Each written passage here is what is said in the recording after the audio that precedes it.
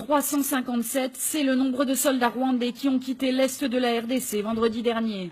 Selon Kigali, ces hommes faisaient partie d'un bataillon conjoint avec les forces régulières congolaises.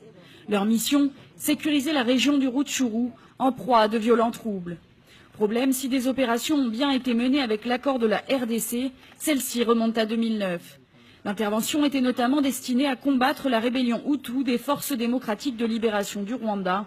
Mais selon Kinshasa, seule une centaine de soldats rwandais avaient été autorisés à venir sur le territoire congolais pour une mission conjointe d'officiers observateurs militaires. Or, ce sont 3 fois plus d'hommes qui en sont partis. Les autorités congolaises s'en sont donc prises immédiatement au Rwanda et ont dénoncé une invasion des forces armées. Le gouvernement congolais a de nouveau accusé Kigali de soutenir les rebelles du M23, un groupe armé qui sévit dans l'est du pays depuis le mois de mai. Des allégations que réfutent les autorités rwandaises, alors que les Nations Unies ont également dénoncé dès le mois de juin des connivences entre Kigali et les rebelles congolais.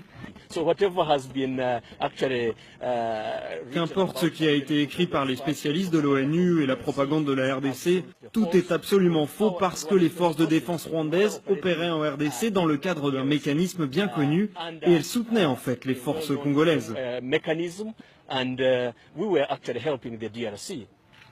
Pour les autorités congolaises, Kigali s'est servi de cette opération militaire pour exfiltrer des éléments de soutien aux rebelles, craignant des sanctions de l'ONU.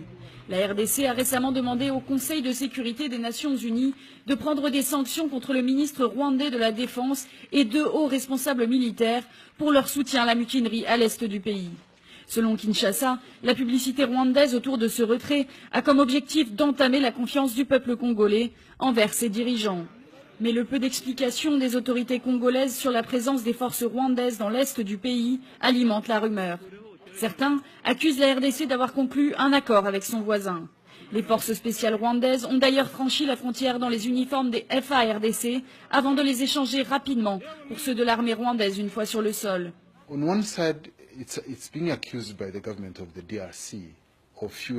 D'un côté, le Rwanda est accusé par le gouvernement de la RDC d'alimenter la rébellion, mais de l'autre, le gouvernement de la RDC ne dit pas à la communauté internationale, dont les Nations Unies, que les Rwandais étaient des partenaires pour assurer la sécurité dans le pays.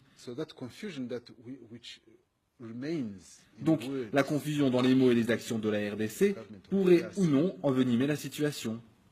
May or may not worsen the situation. L'opposition congolaise s'est en tout cas emparée rapidement du sujet. Lundi, plusieurs partis politiques ont signé une déclaration commune. L'opposition politique congolaise constate que la complicité du pouvoir en place avec les agresseurs est totalement établie, accuse le document. L'opposition a d'ailleurs affirmé vouloir faire comparaître le président de la République, Joseph Kabila, pour haute trahison.